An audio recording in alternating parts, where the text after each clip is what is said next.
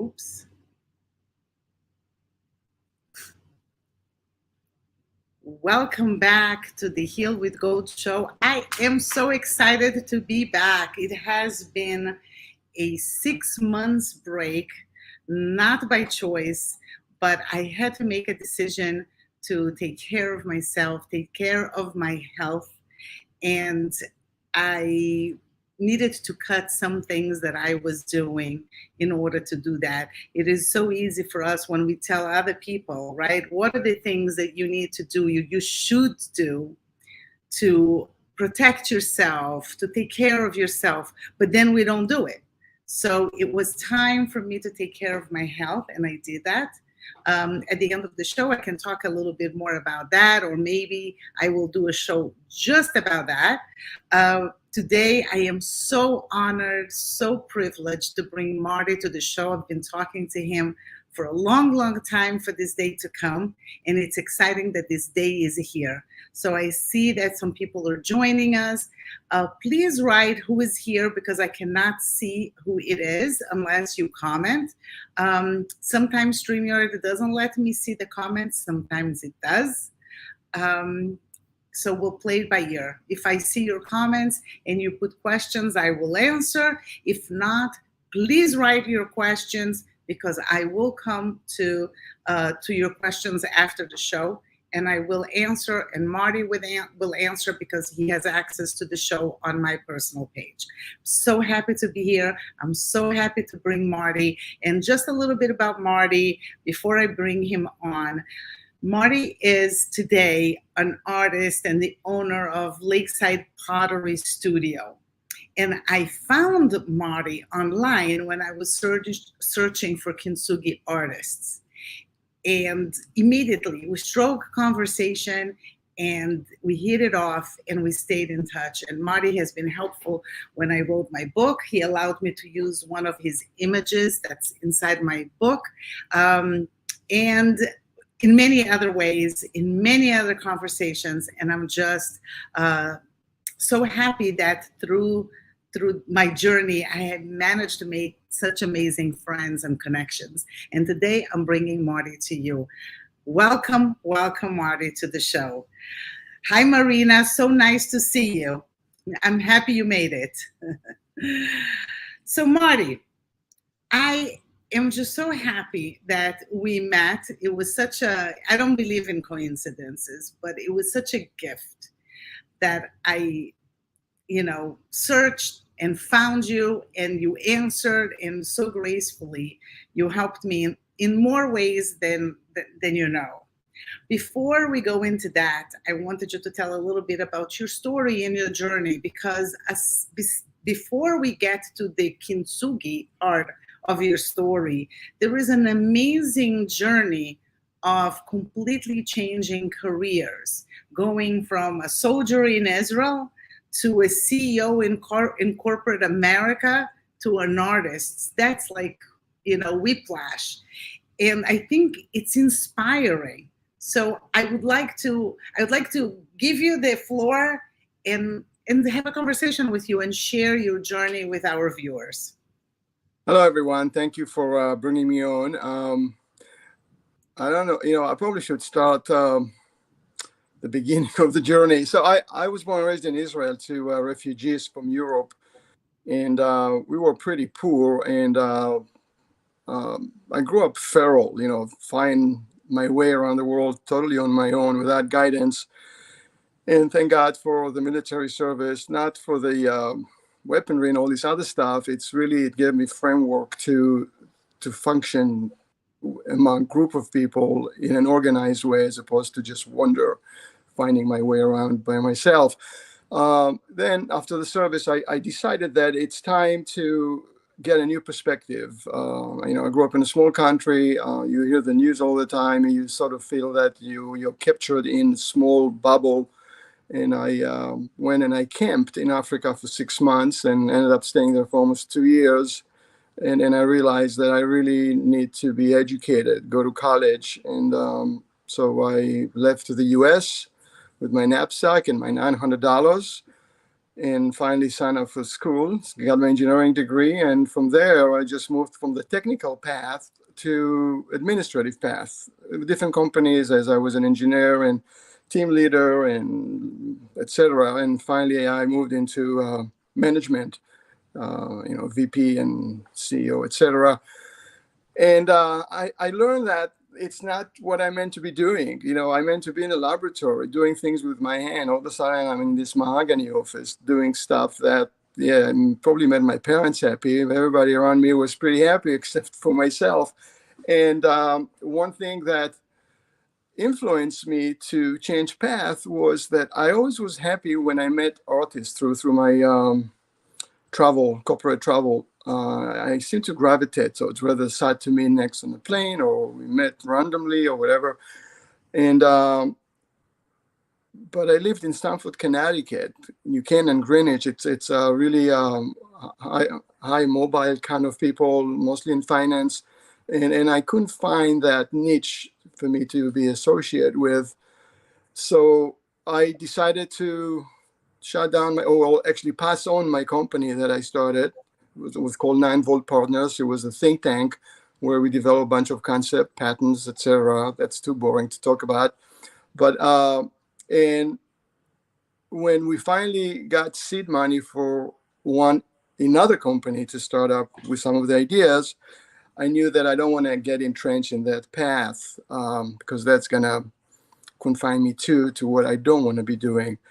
So I had to break off the wealth accumulation path. It's very seductive, I mean, you make money, you live the good life,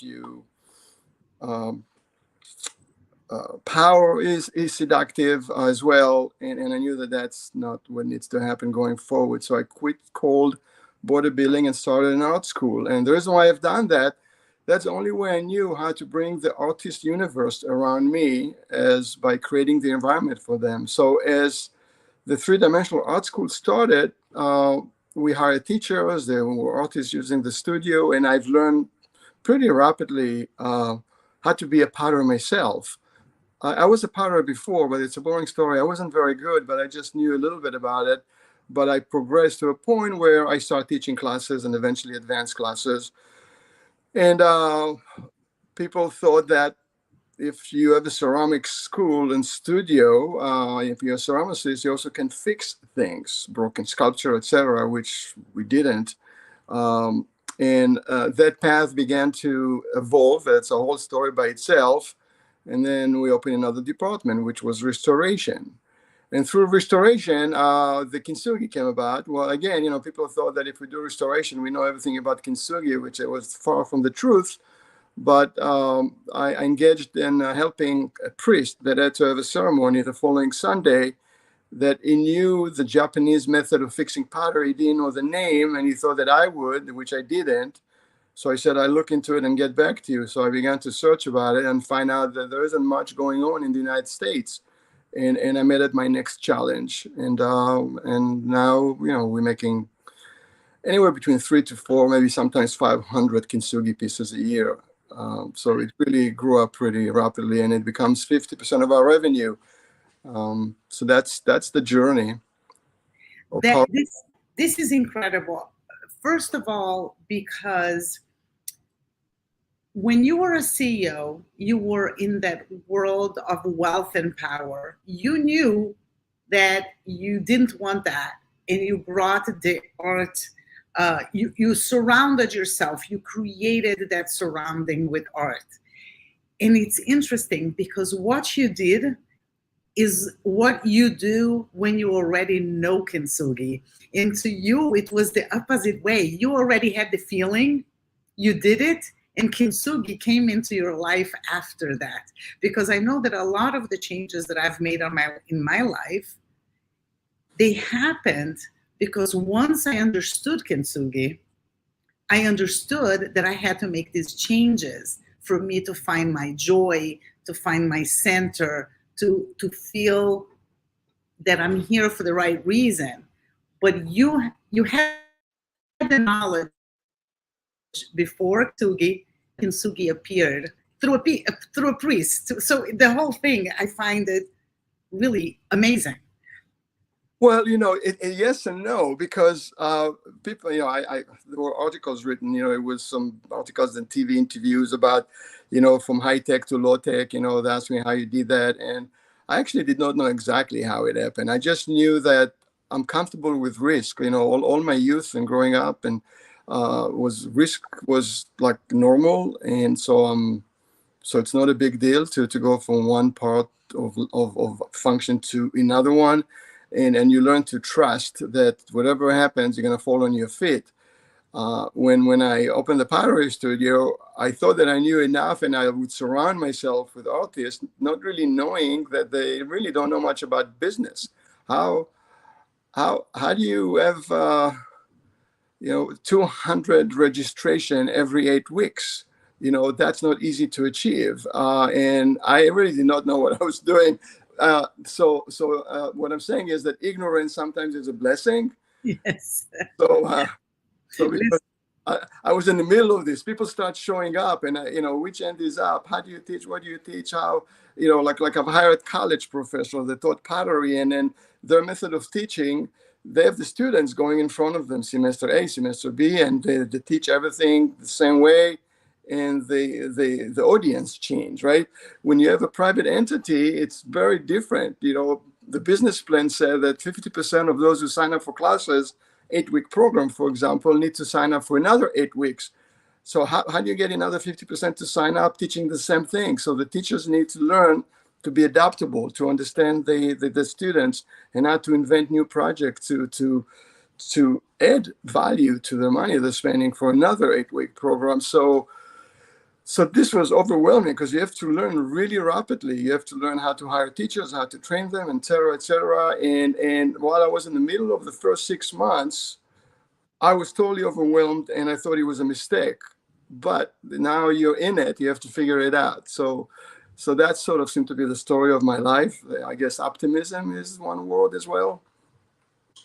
tenacity, grit, your whole attitude as you're going to fall, you're going to fall on your feet and you're going to keep going and you're going to figure out a way.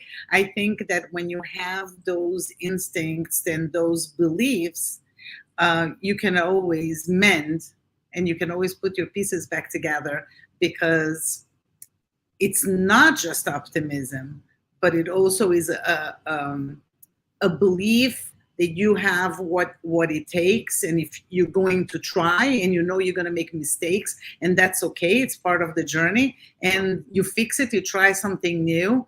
And I think that that is not even just something that you got from your management work, but it came much sooner, right? When you were raised the way you were raised and then going to the army, having to figure out things by yourself, your entire life, you figured things out one way or another. And if it Right. didn't work, you made it work.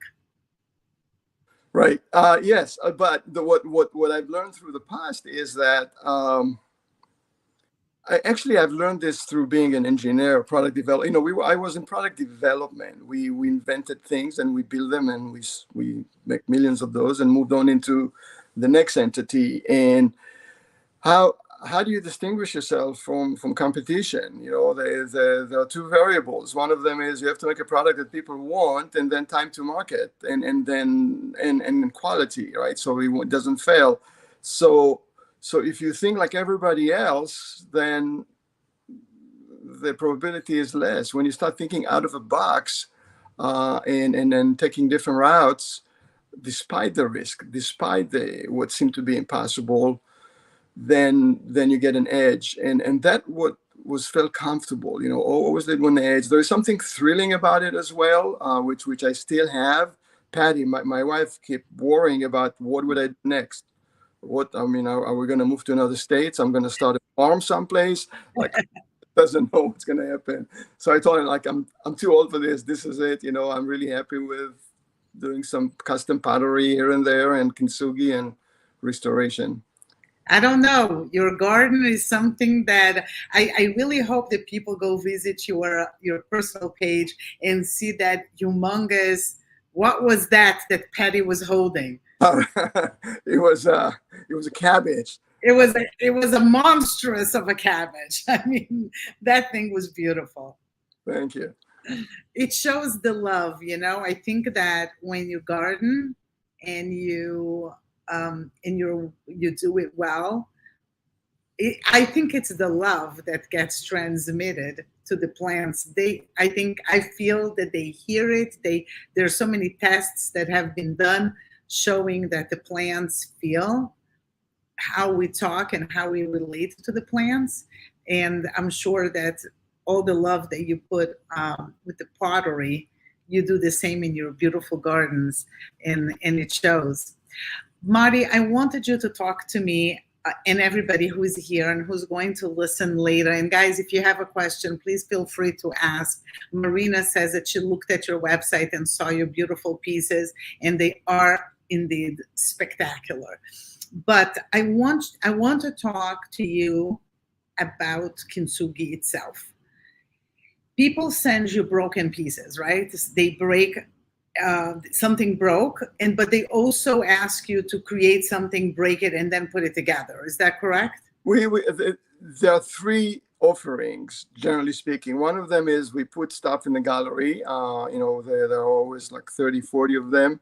And it's always a catch-up kind of a thing, and people buy them because they want them right away, and we ship it to them. They buy it online. Then we have another offering where we can make it custom. We show them, I don't know, a couple of hundred spots that we have in inventory, and they choose this one, and we break it, and then we ask them, is that good enough? That's the price, and they say yes, break it more or less. So we always have to be sensitive to budget, but I learn how to break things pretty accurately. It's not a precise science, but I can tell if I break it that way, it would cost that much. And if I break it more, it would cost more. The price is based on the total length of the break line. So they can buy parts from us, we break it, we make them for them. Then they can purchase their own pot because our inventory is limited, and they can buy whatever. We guide them what to buy. There are some limitation of what kind of pottery Kintsugi going to work well. They ship it to us, and we do the same process that I described before, but it's their pot. Or they have something that is very dear to them, and it's broken. They want to restore it, and they choose Kintsugi, or they choose seamless repair. Seamless repair is expensive. So as they go through the choices of what repair they want, they learn that Kintsugi repair sometimes can be lower cost, but they also learn something about Kintsugi, and they find it to be applicable to their story. So we sort of, by breaking something, not knowing anything about Kintsugi, going through our online estimate request, it teaches them about Kintsugi, so they can choose that if they wish to get an estimate for. Okay, so before I ask my next question, I would love if you could show us a Kintsugi piece that I know you have there, because maybe somebody who's listening to this show or will listen, maybe they don't know what Kintsugi is. So let's show it to them. So I have. So this is the big one, or medium one. You can tell that it's a raku pot, and it used a different method. You can do it rough, you can do it very fine. I tend to do the work finer. The Kintsugi line are very pristine and precise, but that is one, and that's made with 23.5 karat gold.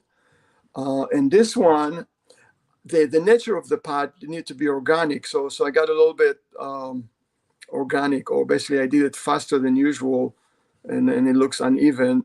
I don't like it myself, but people seek that. So I do that as well.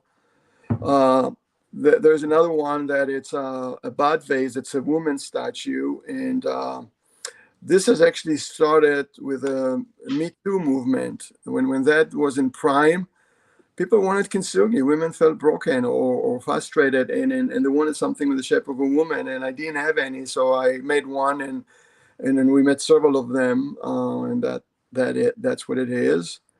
And I have another one. This is also real gold.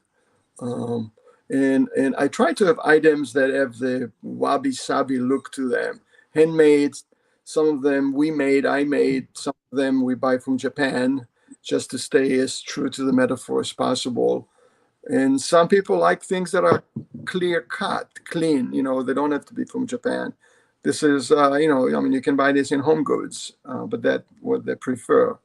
So it's any. We do sculptures. Sometimes I have a sculpture shipped to me that broke. It's a sculpture that somebody's parents made. They hired an artist to do the child when the child was 12. The child now is an adult. The sculpture broke. It was broken for, I don't know, 40 years someplace. And that person felt that they were so broken. And finally, at age 50, they began to get together with, the whole being start coming together. And they thought that he thought the statue of himself when he was young, being Kintsugi, reflect his story. So Wow. there are many, many, many stories. Yes. So when people hire you to do the Kintsugi pieces, do they share their stories? Do they share why they want this fixed in this method? Some do. I would say a little bit more than 50% do. Some don't. Those 50%, they want to share the story. I can tell. They submit an estimate request for an item they have, and they call and they say, well, I want to talk to you about it because it's important that while you're working on it. So I've at the beginning, I'm busy and I wanted to hear the story and give it the full attention, but sometimes it's not possible because everything we do here with restoration, it's time dependent. And if the call happened while I cannot stop what I'm doing. So I've learned to say, can I call you back in 10 minutes? And then I have a couch in here and I sit and I give them the full attention. The story can be 2 minutes, could be half an hour. At the beginning, sometimes I was impatient because, I just didn't have enough time. And I decided that I'm going to make time. This was the very early on when a lot of things were happening at once. Now I'm a little bit less busy. And I found out that it's great that I'm less busy because some stories puts you in the front seat of history, for example. I don't know how much time we have, but I can share several. I didn't need to decide which one.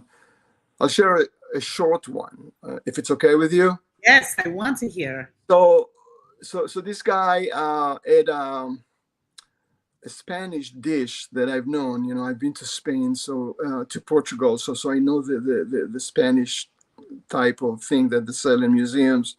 And it was broken, and he requested an estimate. I gave him an estimate, but I put in the notes that economically doesn't make any sense, and you can buy it from here. And I put a click, where you can buy it for $90, and the restoration was hundreds of dollars.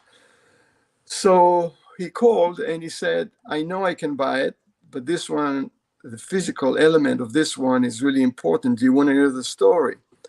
I said, sure, I'll call you back, which I did. So the gentleman had a French accent. I felt that he's an older person based on the voice. I wasn't sure. And the story goes like this. He's a doctor now, is in his 80s. He was a partisan in World War II. They fought in the border between Spain and France. His fighting body as a partisan got injured. He got shot in the hip. He carried him for a few days through the forest to his village in Spain. And they finally got to the village. He almost died, but he stayed a few more days. The family of the soldier was so thankful, but they were poor. And they had a table in the kitchen. They described it. They had this handmade cover to the table. And right in the middle of the table, they had this dish that broke. And they said, that's all we have. We'd like to give it to you. Right? So I was so fascinated by the story. Sometimes the physical element itself, even though you can buy one cheaper, it represents who you have become. And I love this guy so much that I kept calling him, I don't know, maybe once a month until he passed away for 3 years. I became his friend. I just listened to every knowledge he had growing up in Europe through the war. And it's pretty much like listening to my parents, but he had a unique story. And now he became a doctor, etc. And living in the United States as a foreigner much earlier than I came here. So I'm having an added attribute to me listening to people's stories. It's enriching myself as well. 100%. People don't realize sometimes they don't want to share their stories for many reasons. Some people are embarrassed, ashamed. Some people don't want to burden other people. But if they only knew how telling the story is healing and hearing the story for other people is so enriching. So, one of the reasons that I started the show was because the value of these stories. I actually, before I started the show, I wasn't doing live interviews. I was interviewing people, women, thrivers privately. And the interviews was mostly over the phone. Some of them were in person. The interviews were between an hour to 3 hours. My longest one took 3 hours to interview.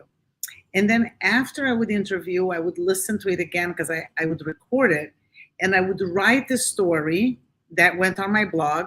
And then I would write the lessons that I learned from the interview that I did.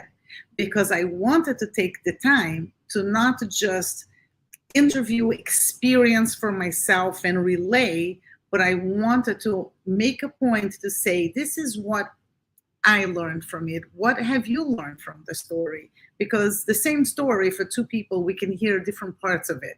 Different parts of a story is going to touch our soul. Ended up that by doing these interviews for 2 years, I interviewed women thrivers. I call them my Kintsugi ladies. I ended up writing the Heal with Gold book, which you helped me by allowing me to use the photograph of one of your beautiful pieces. But the book came about. In the beginning, I wasn't going to write a book.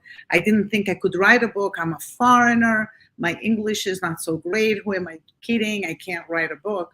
But once I did so many of those interviews and I had learned so many lessons, I said, how can I not share the lessons that I learned from the interviews? I mean, it's a gift and I want to give it.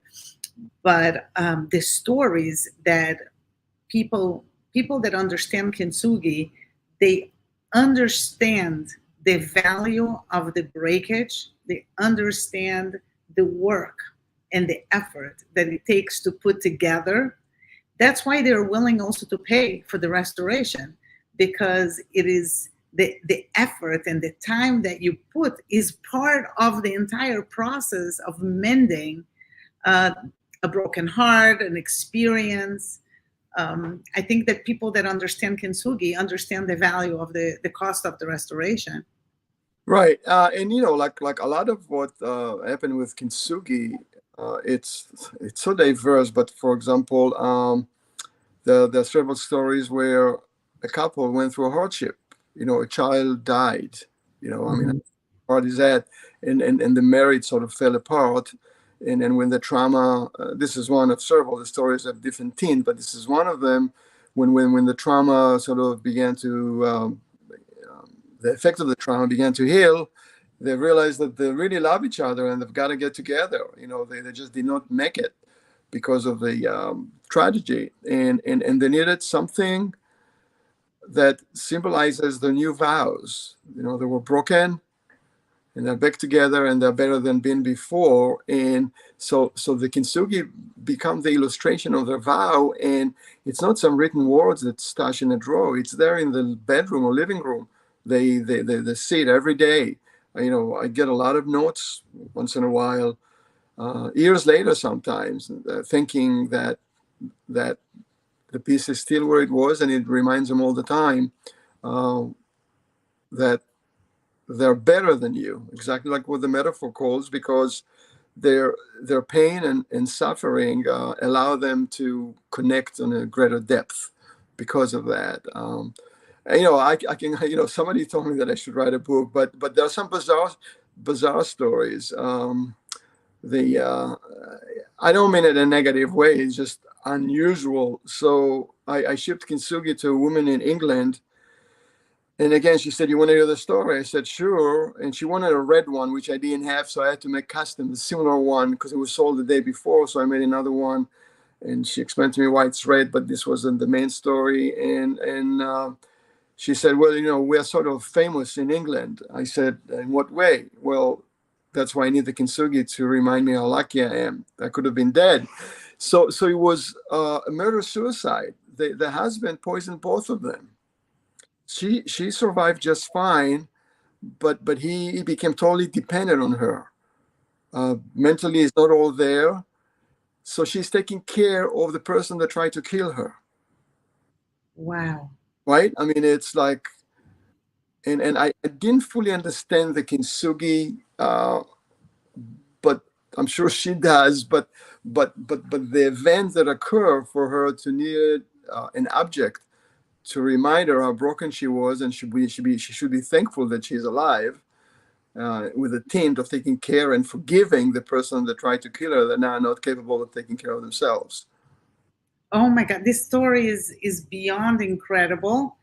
Wow, perturbing a little bit, but Yeah. incredible. But it's interesting because in my book, I write the 10 golden nuggets for healing, and one of them is forgiveness. And I don't like the word forgiveness so much because I think that we sometimes bully people into forgiving, right? We tell people you should forgive because if you forgive, you're really giving yourself a gift. And sometimes things happen that are unforgivable. And I always ask this question in every single one of my interviews. How do you feel about forgiveness? You forgive the perpetrator. Not every case had a perpetrator, but many did. And one of the first women that I interviewed, Jacqueline DePaul, she said something so true that resonated with me. She said, Miriam, there are certain things that are unforgivable. You're not required to forgive, but because forgive in her mind, and that's what I even write on my book, we connect forgiveness with absolution. And she said that person doesn't get absolution for what they did, but what there is really letting go, is letting go for the whatever holds us connected to that person. Because when we keep hating or we keep the anger, really what that anger is a connector between us and the perpetrator. Right. Once we what? No, I agree with you 100%. Yes. I don't have too many stories that I need to forgive somebody, but if things don't go the way, or I get disappointed, or somebody hurts my feelings, or whatever that is, I sort of minimize that and move on. That person or the event shrinks into minute and been put in a box someplace, so you can move on. Exactly. I mean, if we let go from that connection, but I almost feel that this woman, she had to do a lot of letting go to be able to continue taking care of somebody who tried to kill her. And I think that the Kintsugi is a perfect example of that letting go. You mentioned that the way you break it, you already know how to break a piece to get the type of breaks that you want. I broke a bunch of pieces, and I did some Kintsugi pieces, not the right way, very amateurish, just to make the point of the healing. I find the breaking very cathartic. That moment that I break, because I broke quite a bunch of them, there is a letting go also in that, like like Yeah. Maybe at the beginning it was that, but now it's I'm thinking about aesthetics. I'm thinking about vertical lines and then horizontal lines and intersections and things like that. uh-huh. So you're an engineering the Kintsugi. Well, I do, but the thing is, the way people ask me, I made a video someplace. It's probably, I don't know where it is, YouTube on our website, buried someplace. But they say how people ask me all the time, how how do you break it? How do you know? How do you execute what I ask you to do? Some people draw lines on the pots, and it's not always following their lines, but it's close or still within the ballpark. And the engineering part of me says, okay, what are the attributes for something to break? Right? It's how thin it is, what material is made of, what is the uniformity of the wall. Some parts are thick on the bottom, and the shape, and all of this can be determined by sound. And my trick is the wedding band. So for example, let me just get a pot quickly. Wow.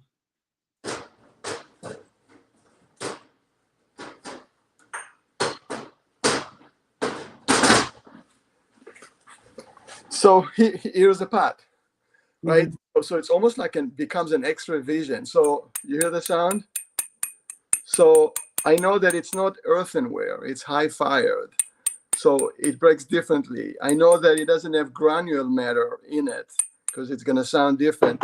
This one has granule matter in it, Oh, wow. different, right? Or if you go, and I want to know how thick and thin, so you go, it's different. So it's almost ultrasonic kind of, and through experiment, doing enough of them, you begin to relate the sound into what's in there. And based on what in there, you decide where to hit it and how hard to hit it and what angle to hit it. This is fascinating. Yeah. Fascinating. Marty, Marina is asking something that really is going to lead us to something very interesting. She's asking what kind of gold you use. Is it liquid gold? So in Kintsugi is really they use powder. But the reason why I think it's an amazing question is because Marty invented a product that it is very similar to gold. So obviously it's proprietary. You're not going to give us any details, but tell us a little bit what happened there. So, How you decided to create this. no, I need to go through the evolution of it because so I got excited about the kintsugi. If you remember the story about the priest, I started reading about it, and what I read was a lot of blogs and stories. People try to get it, they're frustrated, they can get it only from Japan, and it costs a fortune, and this and that. The materials are inconsistent, and Urishi, which is a tree sap that is used, or the lacquer are organic. They're like poison ivy. You have to wear gloves, and then basically, when you wear gloves, the reason why I chose pottery and clay, I like the contact with the clay. There is no buffer, there is no instrument between you and the clay. It becomes an extension of your soul, and now wearing gloves bothered me. So, but that's all I knew. So I learned. I bought the materials. I had to build a box for the proper humidity, and it's cumbersome. It takes forever. And now I realize why it's so expensive and why too many people don't do it, because it's hard to learn, and the consistency is not there. So I made it, put it on the web. It was a lot of money because I sort of tried to charge per hour on time, how much time I spent minus my learning. And I sold very, very few, but I didn't do it for financial reason. I just wanted to experience that and fulfill a void here in the country. This was like 12 years ago, 13 years ago. So I got a lot of input. People says, well, I really would love to use the metaphor, but I can't afford this. And it kept echoing in my head. I said, okay, why do I have to use Urishi? Why do I have to use these organic things? Why can't I use polymer-based materials, which we know so much about through restoration? Let me start experimenting on that. And the last step of bonding the gold powder, which gold powder comes in containers like this. So maybe 5% of the container is gold, the rest is empty. That's 2 grams. So we buy the gold, and this is about $300. Just look like, remember, very little of it is the gold. And I apply the gold instead of lacquer, organic lacquer. I apply it on a polymer-based material. And of course, it fell 100 times before I got it right. And finally, I nailed it. And what needs to be nailed is what lacquer do you use? What ambient temperature need to be applied? How long does it take for it to be tacky enough to accept the powder without smearing all over the place, and how long do you need to wait to burnish it to make it shiny, right? So I got this all together, and now we offer gold, not the traditional way, using polymer materials, but it looks the same, it feels the same, it's just different materials inside, which nobody sees anyhow. And we guarantee everything for life, so I don't worry about quality, nothing ever returned. And then, but still, it was expensive. Not as much as Yurishi, but I would say maybe 40% less. So it's still, and the same thing happened. Now it began to be popular in the U.S. People write about it, books, etc. And then it becomes the thing. Uh, and but the demand was greater than people able to produce it at a sellable price. So I began to experiment with everything that exists, liquid this and powder this and this is this, and the results just weren't good. I mean, I always compare it to the real gold. I want it to look like gold, and none of them look like gold, and they still don't. So I went on a journey to figure out what that I need to do to get it to look like gold, and I've learned that when you do the Kintsugi gold effect, you cannot put anything other than gold, which it had to be if we had to save money. It needs to be embedded into some compound. If you put it on the outside, it's going to oxidize, and in a short period of time, it's going to look like the faucet outside. Kind of, it's going to get greenish, brownish. So it needs to be embedded into something, so it would be encapsulated, so we wouldn't have exposure to oxygen. So I've done that, but again, it just didn't look like gold. And I began to think about reflection, and I started looking under a microscope. What are those particles that you buy, brass, that mix with nickel and copper? What do they look like? And they're random round, and they look like a totally imperfect golf ball. Golf ball has those little lines. This has uneven lines, and light doesn't reflect well with things that are not flat. Mhm. So I said, okay, I'm revealing. I tell this, but good luck to figure it out how to execute this. So I said, what if the brass is grinded as opposed to random particles? It's grinded to platelets. And the reason why I knew about platelets, it's a whole different story, is when I was between high school and 8th grade, my uncle worked in a factory where they made parts for tanks or whatever, and it's metal chain pieces, and my job was to get those pieces, magnetize them, and put them through gloves in a pool of metal iron powder that was grinded uh, in platelets. And the reason why I need to be platelets flat is because it's north and south. You need to have that. And if that piece of iron at a crack that you can't see, that powder would get stuck along the invisible break line, right? So I said, okay, I know that those platelets exist. Somebody makes this in iron. Let me find somebody that can make it with brass. And this was a whole hunt. I found this old man that charged me an arm and a leg to undust this machine that is no longer, because now they use X-ray and this and that. And it was one time set up. He grinded several pounds for me, shipped it to me, and I tried it, and bingo, this is it. The person died, and I bought like almost 20 pounds of it, and that's all. Once I'm done, it's done. I don't have any more, and I wouldn't know where to go. So that's the path. I mean, I use very little of it because you need very little to make a kintsugi. So I still can go for 10 years or so, but that's the concept. Wow, wow, wow, that's incredible. And wow, so it's a very limited supply, even though you can do a lot of it, but just the knowledge that this is not something forever. You don't want to figure out a way to continue producing this. And I uh, I don't know how. I mean, that machine, you have to see it. It's pretty elaborate thing that were made like post World War II thing. It's how do you find it? How do you find somebody that can do it? And it was total chance. I mean, that's by itself, it's a story. But yeah. but it's And that's why I don't sell it either. People say, could you sell me? Don't tell me what's in it. I just want to use it. I said, no, because, if I sell you to make 10, it's 10 that I couldn't make at one point later. So, wow, incredible story. So let's go from one incredible story to another. One day you get a phone call from the State Department. How oh, did that happen? well, we got A little whiplash right there. yeah, yeah. Well, we've been dealing with the government in the same period of time twice. One of them is got a call from the office of Congressman McGovern asking me to restore the Abraham Lincoln statue that broke at the Capitol during the riots on January 6th, and he wanted to be done and ready for display at the inauguration. So that this was one. So this was a seamless repair, nothing to do with Kintsugi.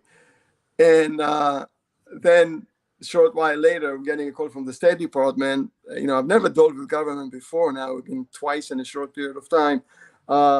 They didn't tell me what is it for. They asked me, could you make that kind of space that you have for sale, but bigger, and we like to have handles, and it's called China Red Glaze. We need it to be given as a gift to somebody. I said, the lead time is not sensible. It's just too quick. I can't because the pot is not available. I don't have time to make one because I need to run. When I make pottery, you have to have like maybe 100 of them to justify firing a kiln. And I wasn't into production mode, so I couldn't fire the kiln for one pot. And I didn't have that glaze. Let me see who makes it. And said it takes time. And I said, I'm not engaging in this. I'm so sorry because I don't know if I probably, it's not doable. And she said, would it make a difference if it's for President Biden? I said, yeah. Yeah. I said, why would he want it? He said he's giving it to a dignitary that comes to visit. So as she was talking, and she said, I can't tell you who that is. And, it's on the web, you can. So I said, is that the Prime Minister of Japan? She said, yes. How did you know? I said, Google,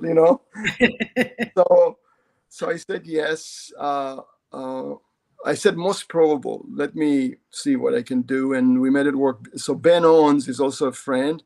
He is an amazing potter in North Carolina. He is the fourth generation potter. Good old American kind of a family. So it was around Easter. So he took a break from his family in Easter and made the pot. I had to buy a few for him to make financial sense. I still have one more left. So I've done that one. And it was given as a present to the Prime Minister of Japan on a visit on April 16th last year. That is beyond amazing. Right. The thing that satisfied me the most out of this has nothing to do with what I said. It has to do with the fact that through my Kintsugi form, I got so much grief from the true Kintsugi artists that would never deviate from the traditional Kintsugi. They need to be done with Yurishi. You need to be done this and that. I said, I always said there is room for both. And I explained why I start shifting away from that so more people can enjoy this beautiful metaphor by some factor. And he said, no, tradition is this and that. So I politely say, tradition is a nice thing, but whatever. So I explained that, but they just didn't let go. And when the President of the United States gave the Prime Minister of Japan my pot, made with the modern way, not the traditional way, and the next one that gave me a grief, and then they're all tapping to each other. They're all helping each other to argue with me. I said, listen, if this was good enough for your Prime Minister, I think the argument is over. And I never heard from them again. So, listen, this is a great side point. But to create something that you invented, a new system, and then have the president of the country gift it to the Prime Minister of Japan, I mean, I don't know as a Kintsugi artist if there is much better than that. Yeah, well, they for Kintsugi in general, it's a good thing because the metaphor moved away now from person to a country to a country. It's to me, this was amazing. Like, good. It's good that our leaders understand that even when things are broken, they can be made better if you put your mind into it. Yes. Yep. The messaging of Kintsugi is really, I mean, how many how many pieces of, like, methods of art or writing or music, how many things really have this so healing way that it teaches you the way.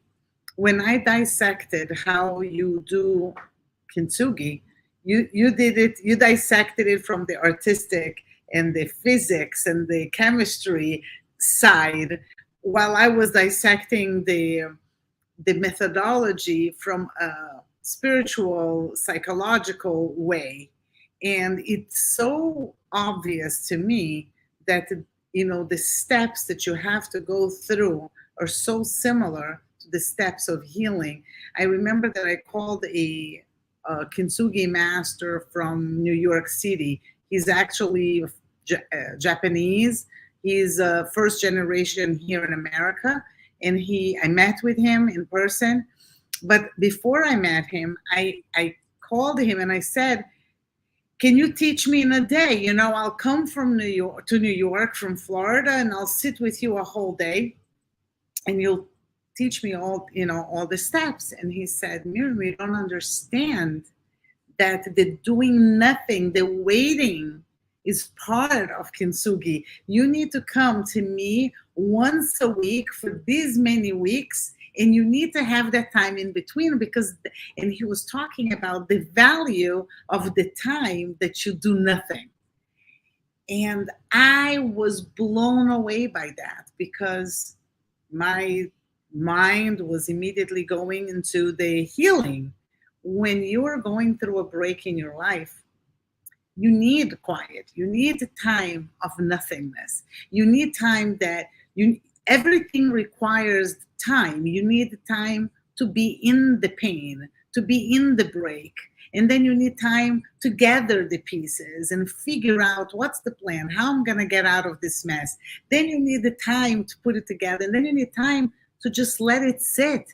And every new habit that you take upon yourself, let it become part of the new being that you're becoming. So you have to do those steps again and again. And you just need to stay there in that place before you take new good habits and more good habits. And it just takes time. I don't know. Kintsugi, I tell people that Kintsugi saved my life. And when I say that, I can imagine that people are saying, what, a piece of art saved your life? A method of art saved your life? And I'm like, well, what I took with Kintsugi was really dissect it, what it means, the art, and then compare it to our soul, to the work that we're here to supposed to do. And when I understood it, when I understood the process, and I started applying the same method that you do in a Kintsugi piece to my heart and to my life and to my being, and then I saw the improvement and the joy coming back, and I started feeling the gold. And I said, this is the path. For sure, the Kintsugi saved my life, because I was able to be open to learn the direction. Now, many people can learn in many different ways, right? We're all different. We all learn. Different things inspire us. I'm a very visual person. I'm a visual learner. So when I saw it, I was like, immediately, my first reaction, Marty, when I saw the first Kintsugi piece, the first thing that came out of my mouth was, I want to be Kintsugi.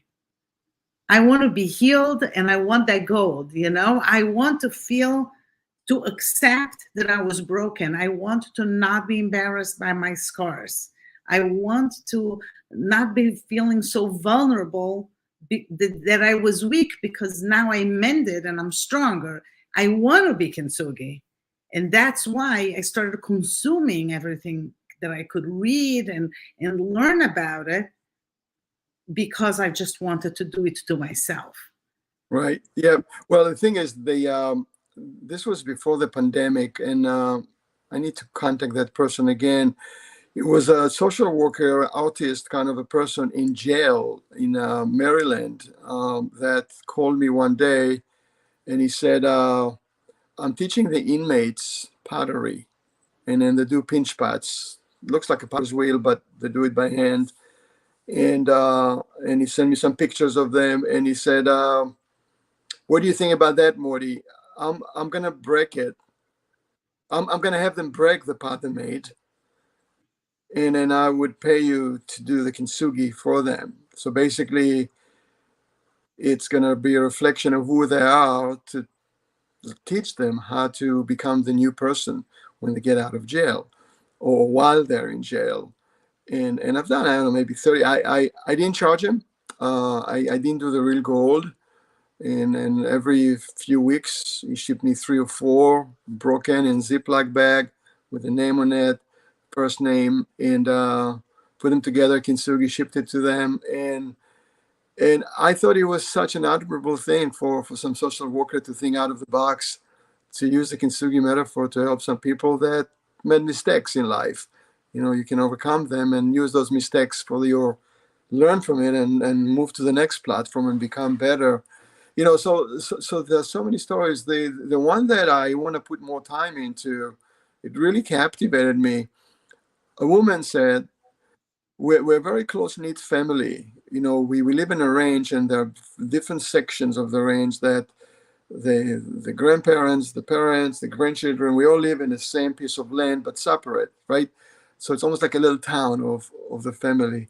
She said, my father died, and when we get together for dinner or holidays, his present is missing. And then we totally, we are complete, but incomplete. Can you think of something that Kintsugi can apply to that? And I said, I don't know. And I woke up one night, and I called her the next morning, because it came to me, and then I have it on the web. I said, what if I make a ball, break it, and I omit one of the pieces, and I kintsugi that with this missing piece, and the missing piece represents your missing father, but you're still all together. And I thought, it, and she just loved it, and then really appreciate that. And we proceeded. I met it. Somebody else saw it on the web, and we order it, but I'm not promoting it enough because I don't have time, or I didn't think through that carefully. But here is, it's a spin-off of Kintsugi into something different, that have a different purpose.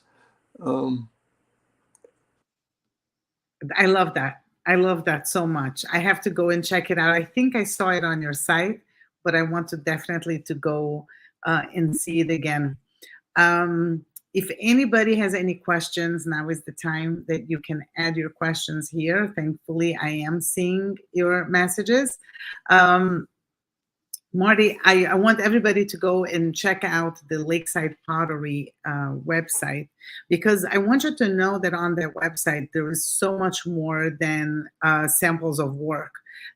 My book is there, other people's books are there. There is so many links if you want to learn more about Kintsugi, and obviously you can scroll through it, all the pages, and the rest of the business that's not Kintsugi related. But there is such amazing links about Kintsugi. So if you're interested about it, definitely go visit. Marty, I hope that we will meet in person. I hope so. You're only 14 hours away driving. Only. Listen, it doesn't scare me. Trust me. I have gone to Georgia quite a few times by car. So a couple more hours I could do that. Yes, it would be great. I'm so it's 9 o'clock. I'm sad to let go, but I need to be sensitive to everybody's times. Hi Anna, so nice that you're here. Anna is a dear friend, and she's here, and she's saying thank you for the inspirational interview. Marina saying thank you too. I want to thank you for your time. I want to thank you for your assistance every single time that I asked you for help. You jumped on the opportunity to help me out, and I'm forever grateful. And obviously, if anything that I could do for you, you know that you have a friend here in South Florida. Thank you. The same here. Thank you, everybody, for listening, and have a wonderful evening. Yes. Have a good night, everybody. This was me coming back. I can't wait for next week's show. I will be promoting it. I may come by myself just because I want to explain to everybody where I've been, what I've been doing in the last 6 months that brought me into a much better place in my healing, my physical healing journey, because we need to talk about that too. Not just our emotional, but our physical healing. Thank you, Marty. Good night, everybody, and I'll see you next week. Good night. Thank you.